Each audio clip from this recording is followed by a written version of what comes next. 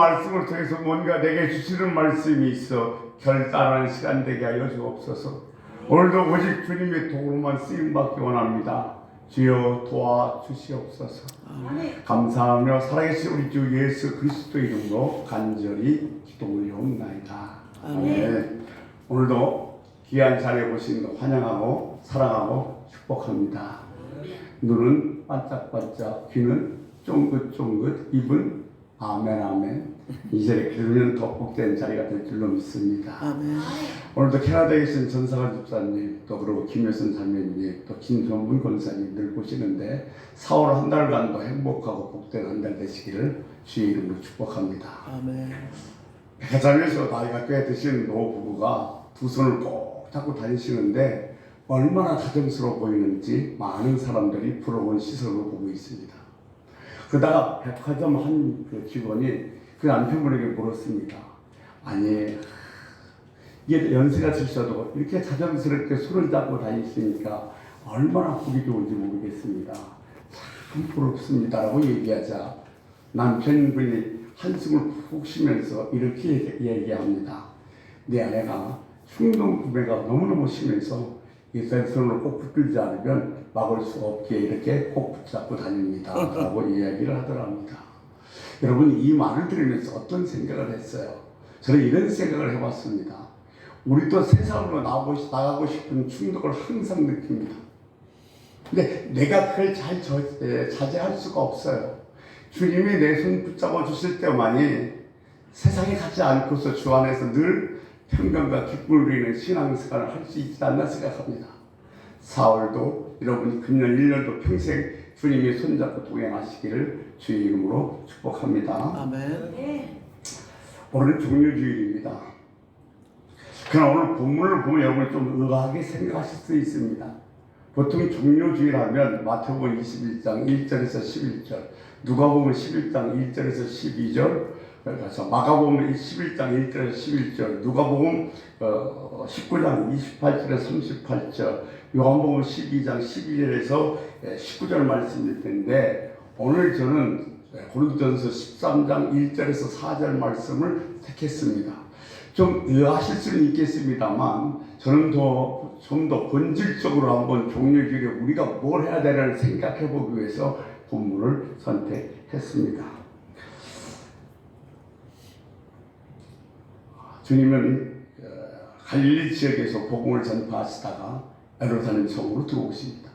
들어오신 이유는 두 가지입니다. 십자가를 지기 위해서였고 또 하나는 말씀을 선포하기 위해서였습니다.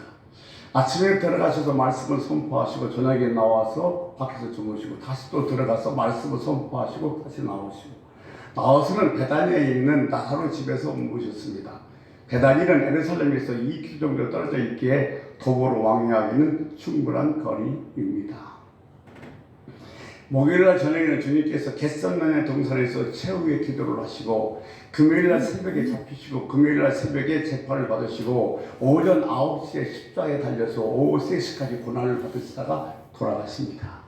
그래서 내일 월요일부터 다음 주 토요일까지는 우리는 고난주간으로 지킵니다. 사실 고난주간 되면 우리가 늘 되풀이해야 하는 것이 있습니다. 특별 기도하고 한 끼씩 금식하고 하루 금식하고 대단히 좋습니다. 그런데 그것이 연중 행사가 되어서는 안 됩니다.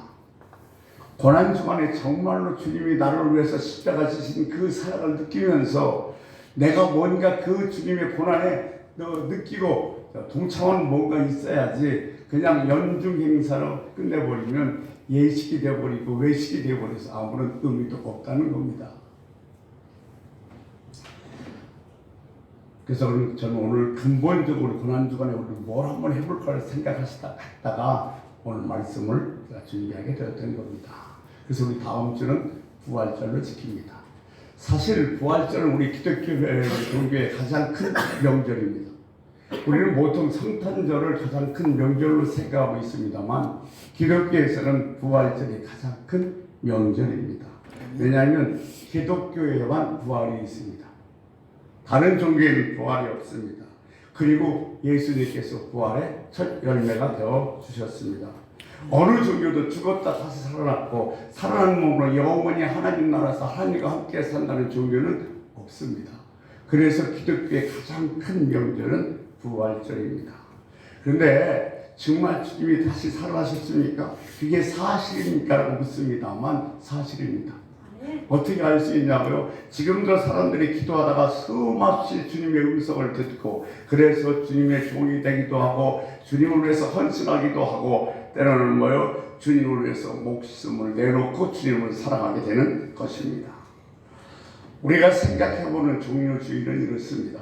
예수님께서 감난산 갯바위까지 오셨을 때에 건너 마을에 두 제자를 보냅니다. 그리고 제자들에게 얘기합니다. 가면 나귀와 나귀 새끼가 묶여져 있으니 그것을 풀어 갖고 오너라.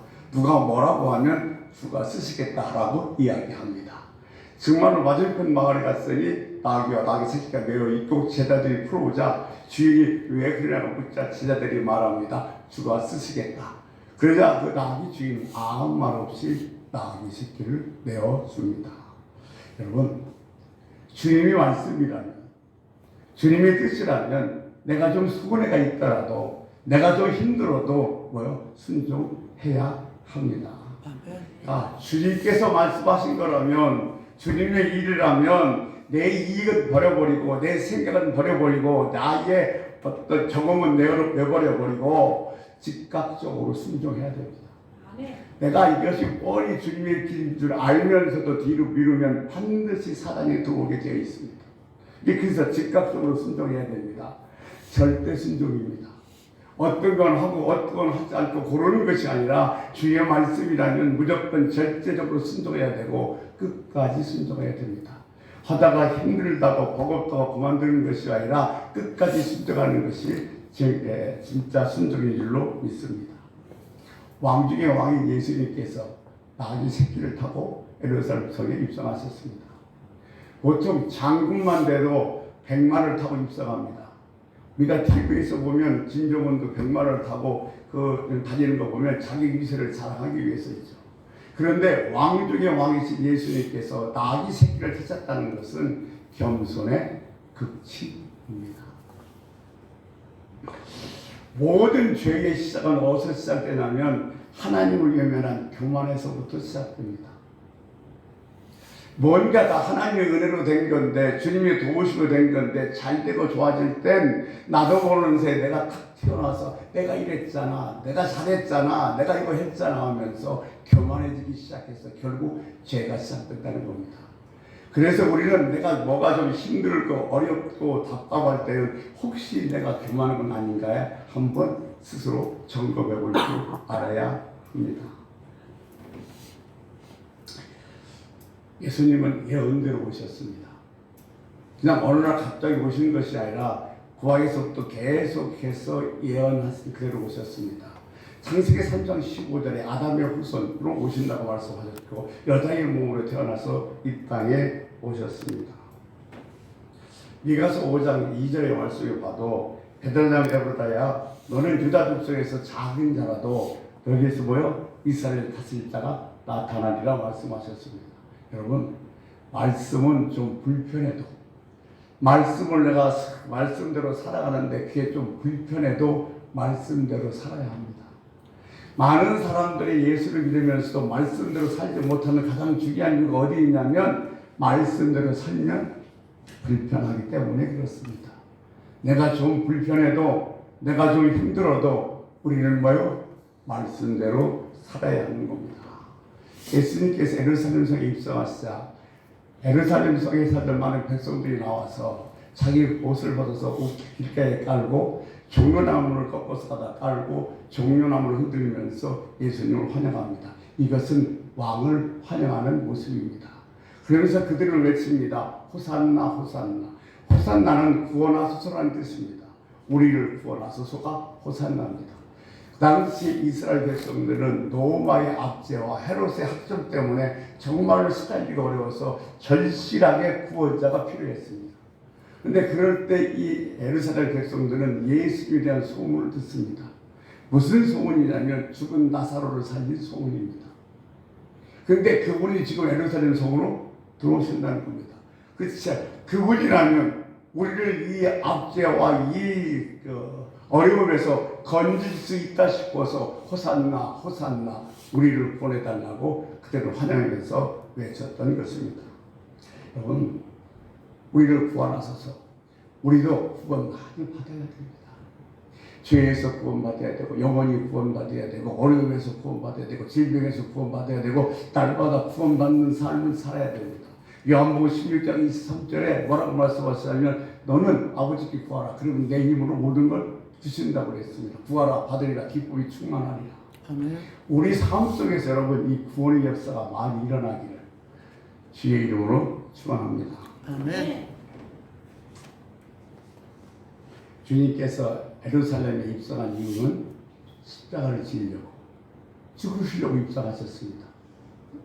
우리 히브리서 9장 28절을 보면 이렇게 기록되어 있습니다. 같이 한번 보겠습니다. 같이 읽습니다. 시작. 이와 같이 그리스도 많은 사람의 죄를 담당하시려고 단번에 들이신 바 되셨고, 구원에 이르게 하기 위하여 죄와 상관없이 자기를 바라는 자들에게 두 번째 나타나시리라. 네, 주님은 죽으시고 오셨습니다.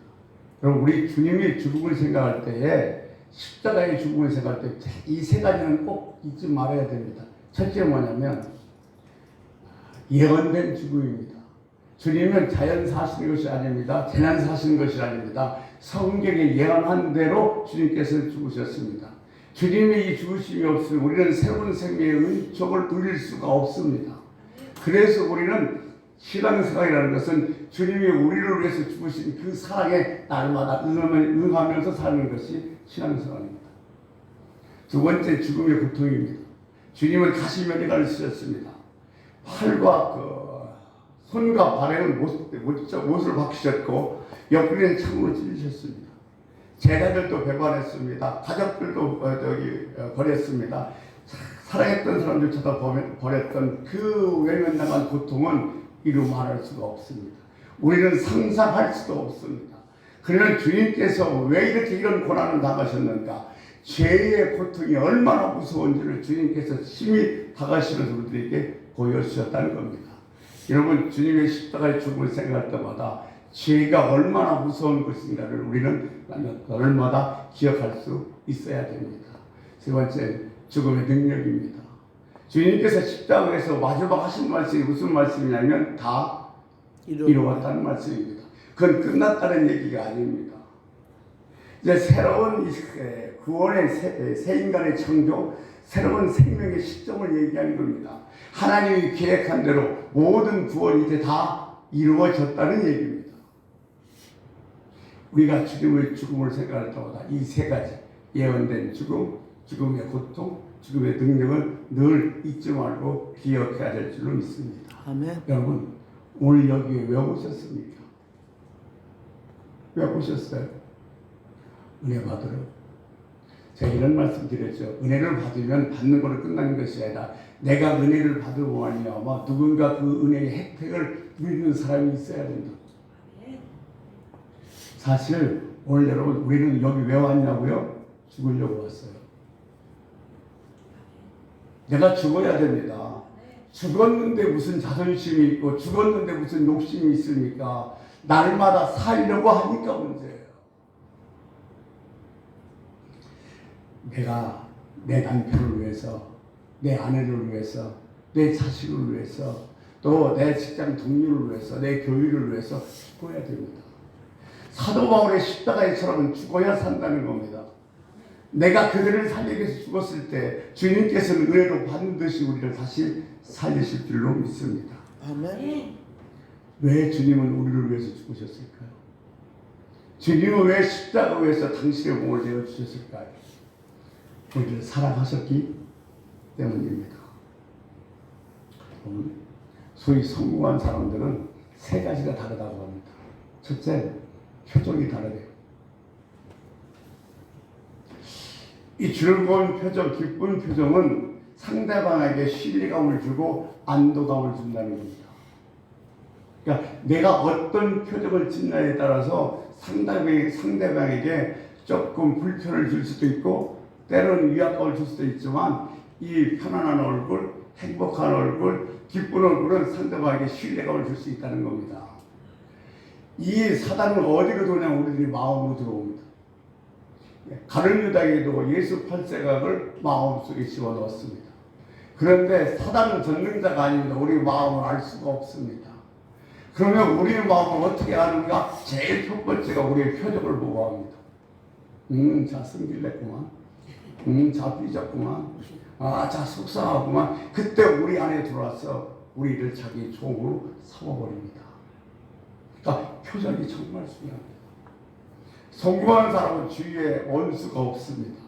왜냐하면 늘 편안한 표정, 즐거운 표정, 기쁜 표정을 갖고 그들을 대하기 때문에 그렇습니다. 사랑하는 성도 여러분, 정말로 성공된 삶을 살기를 원한다면 표정 바꿔야 됩니다. 아멘. 두 번째, 그들은 태도가 달랐다고 합니다. 태도가 좋았대요. 공부 잘하는 아이는 수업 태도가 좋습니다. 운동 잘하는 운동선수는 훈련 태도가 좋습니다.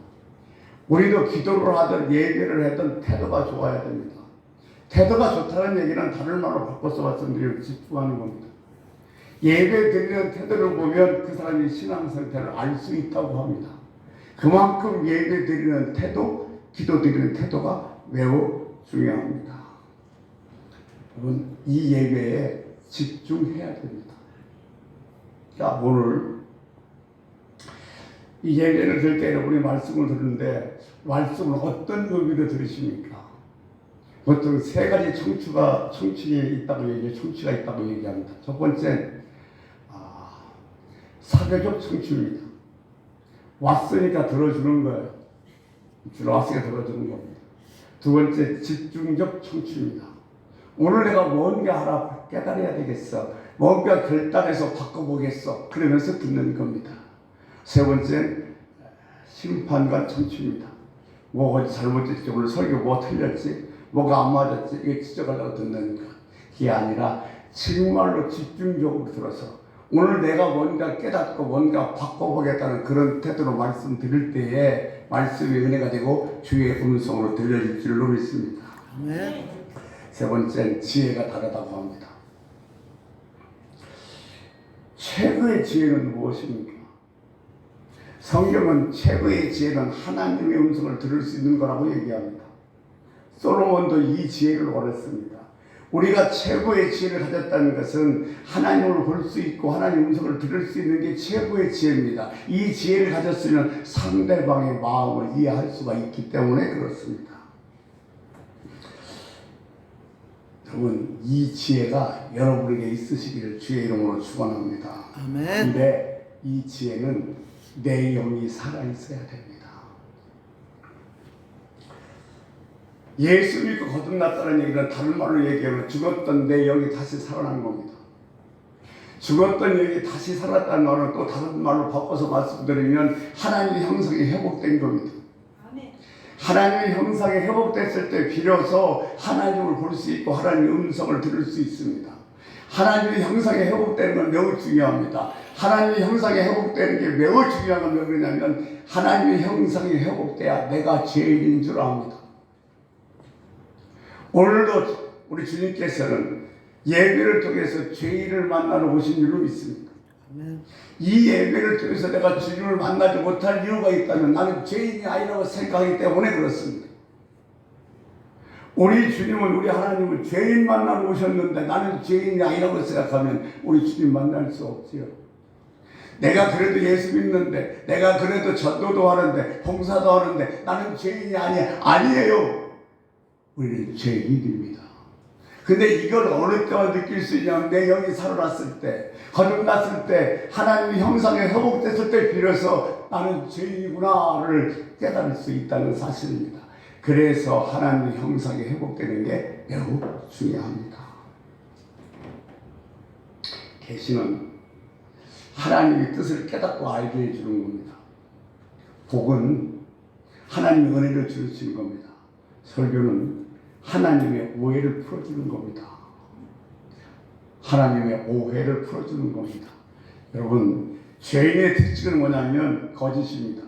하나님은 살아계시는데 하나님이 살아계시지 않다는 거예요. 악의 특징은 추한 겁니다. 추한 사람은 미워하는 사람만 있습니다. 미워하면서 살아갑니다. 하나님께서 처음 아담을 만드셨을 때 산영 플러스 산육체였습니다. 그런데 아담이 하나님의 말씀을 거역한 후에 어떻게 됐어요? 그는 영이 죽어버렸습니다. 영이 죽었다는 것은 하나님이 거할 처소가 없어졌다는 것이고 하나님의 말씀을 담을 그릇이 없어졌다는 겁니다. 인간의 눈은 보는 기능을 갖고 있습니다. 귀는 듣는 기능을 갖고 있어요. 입은 말하는 기능, 맛보는 기능을 갖고 있습니다. 그런데 하나님께서 하나님을 보고 하나님의 음성을 들을 수 있는 기능은 어디에? 영에다 줬습니다. 그래서 우리 죽었던 영이 다시 살아나는 것, 그것이 뭐예요? 거듭난 겁니다. 어느 날 나는 믿어지지 않았는데 은혜를 받다 보니까 나도 모르는 새에 죽었던 영이 살아나서 주의 음성에 들리고 주님이 믿어지고 주님이 보여지기 시작하는 겁니다. 여러분, 하나님께서 우리에게 주신 축복 중에서 최고의 축복이 뭐냐면 믿음입니다. 아멘. 히브리서에서 뭐라고 얘기하고 있을까? 믿음은 바라는 것이 실상에 보지 못하는 증거다. 없어요. 그런데 내가 믿으면 그것이 있어지게 된다는 겁니다. 얼마나 귀한 겁니까? 그래서 하나님이 저와 여러분에게 주신 최고의 축복은 믿음입니다. 아멘. 이 믿음 갖고 승리하시기 바랍니다. 믿는 거하고 따라다니는 거하고는 질이 다릅니다. 믿는 자는 주님의 제자지만 따라다니는 자는 군중입니다. 여러분 믿으십시오. 주님의 제자가 되십시오. 그냥 시간만 낭비하는 군중이 되지 말고 주님이 제자가 되시기를 축원합니다. 오늘 고린도서 10단장은 여러분도 잘 아다시피 사랑장입니다.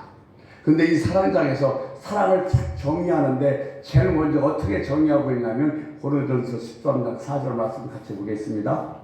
사랑은 오래 참고 사랑은 온유하며 시기하지 아니하며 사랑은 자랑하지 아니하며 교만하지 아니하며.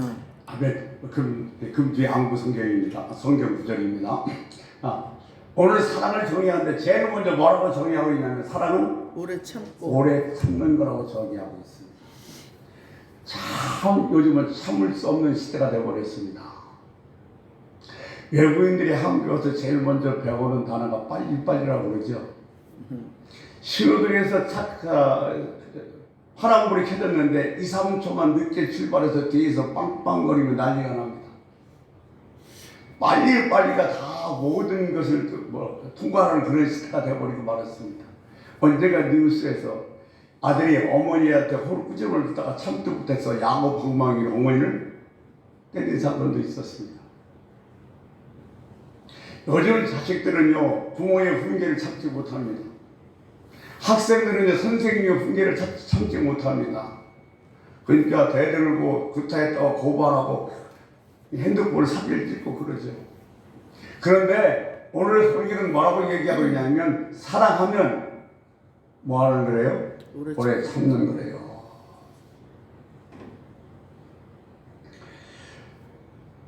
하나님은 우리를 향해서 참으십니다. 하나님은 사랑이시라고 그랬습니다. 이 말을 다른 말로 바꿔 얘기하면 하나님은 오래 참으시는 분이십니다. 하나님이 오래 참으셨기에 오늘 이 시간도 저와 여러분이 이 자리에 나와 있지. 하나님이 저와 여러분을 향해서 참으시지 않으셨다면 저와 여러분 오늘 이 자리에 있을 수가 없습니다. 현대인들은 여러 가지 복잡하다가 보고 또 일이 얽히다 보니까 스트레스를 많이 받는다고 합니다. 어느 정신과 의사가 이런 얘기 하더라고요. 그거 스트레스를 받아서 아무 소리도 말 않고 꼭꼭 참으면 나중에 병됩니다. 하고 싶은 소리 다 하세요. 정신 나간 소리입니다. 큰일 납니다. 왜 참아요? 사랑하니까.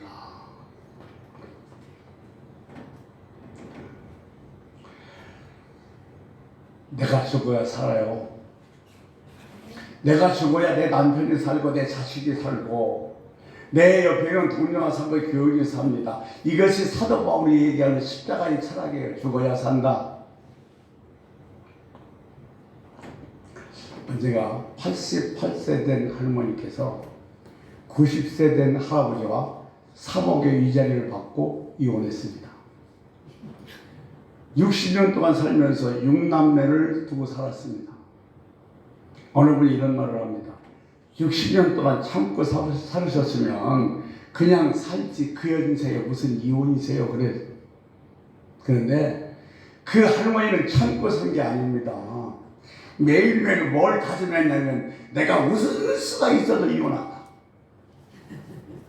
나는 언젠가 이혼할까. 이걸 다져보고 살았기에 88세 이혼한 거예요. 그건 참은 게 아닙니다.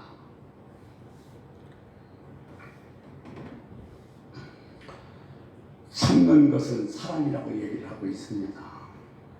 하나님께서 형편없는 나를 지금까지 참고 계신 이유는 나를 뭐요? 사랑하셔서 그래요. 나 아니면 안 된대. 나 아니면 안 되게 하나님은 지금도 매일 실수하고 허물이 많은 나를 보고 참고 계신 줄로 믿습니다. 아멘. 그렇게 사랑하시는 하나님이 우리는 그 사랑을 잊고 살아가고 있는 줄로 믿습니다. 아멘. 언젠가 CBS에서 목사님들 모임이 있는데 목사님들에게 일일이 인터뷰를 했습니다. 그래서 무엇을 질문하는가 하냐면 목사님에게는 하나님은 어떤 의미입니까? 라고 묻습니다. 그래서 쭉 대답하는데 한 목사님이 이렇게 대답합니다. 애인입니다. 그러니까 사랑하니까 좋아하니까 그러시는 모양이죠라고 그 사회자가 얘기하니까 그 목사님이 이렇게 대답합니다. 물론 좋아하다 사랑한다. 그런데 그런 의미 아니라 없으면 안 되니까입니다. 여러분 신앙생활은 예수 없으면 안 되는 거예요. 아멘. 있어도 좋고 없어도 좋은 게 아니라 예수 아니면 안 되는 게 신앙생활이에요. 세상으로 예수 빼놓으면 나는 시체야.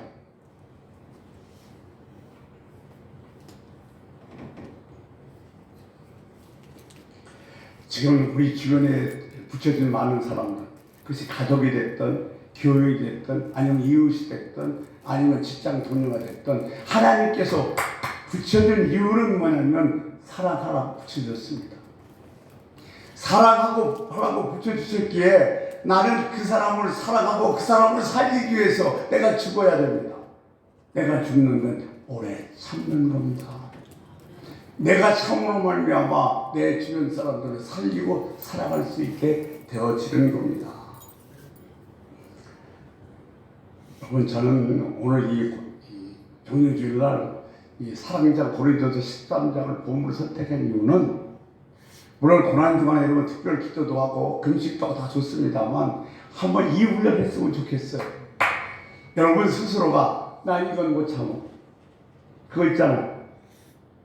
나는 죽었다 깨어나도 그건 못 참어.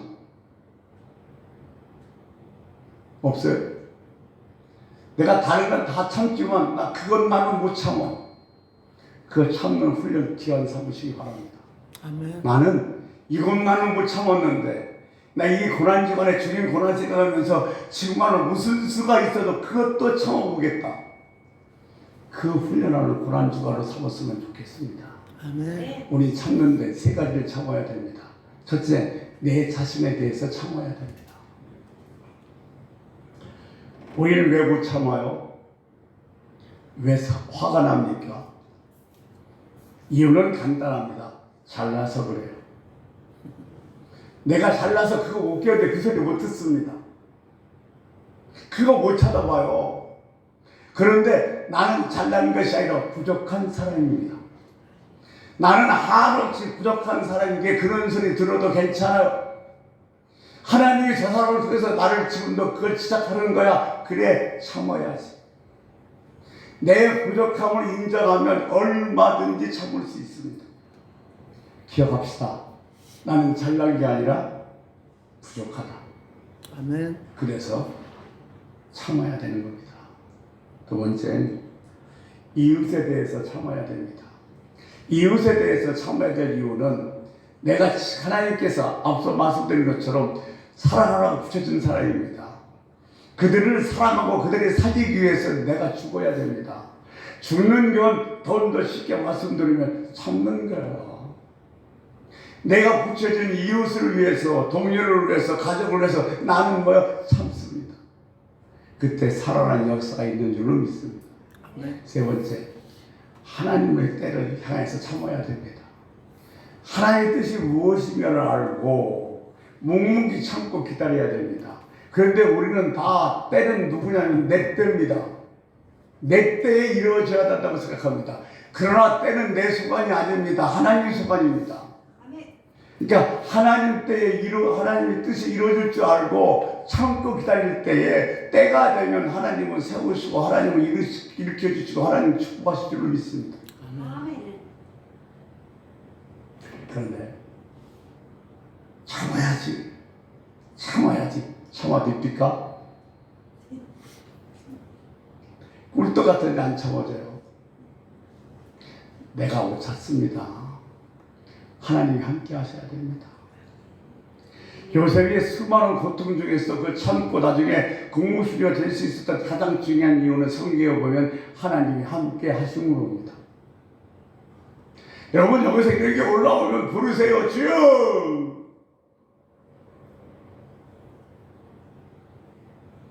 주여 부를 때 주님 못지하면 주님께서 참을 수 있도록 힘을 주고 오실 줄로 믿습니다. 아멘. 오래 참을 수 있는 것이 사랑입니다. 여러분 고난 주간에 기도도 더 하셔야 되고 금식도 해야 되지만 한번 그런 계획 세워보십시오. 내가 이건 못 참았어. 이건 날 제일 건드리는 이야기야. 난 그건 못 참아. 그거 참는 훈련하시길 주의 이름으로 축원합니다. 아멘. 기도하겠습니다. 하나님, 주님이 십자가에서 돌아가신 것은 우리를 사랑하셔서입니다. 우리를 사랑하셔서 십자가에서 죽으시고 새로운 생명을 주셨습니다. 그 사랑에 날마다 응답하며 살아가는 우리 삶이 되게 하여 주옵시고 특별히 고난주간에 참는 훈련하기 원합니다. 내 자존심 건드는 것, 내 정말 못난 몸을 순것처럼 찌른 그 말에 나는 참지 못했는데 이 고난주간에 그것조차도 참는 훈련에서 사랑하는 마음을 키울 수 있는 우리들이 되게 하여 주옵소서. 감사하며 우리 주 예수 그리스도 이름으로 간절히 기도 올려옵나이다. 아멘.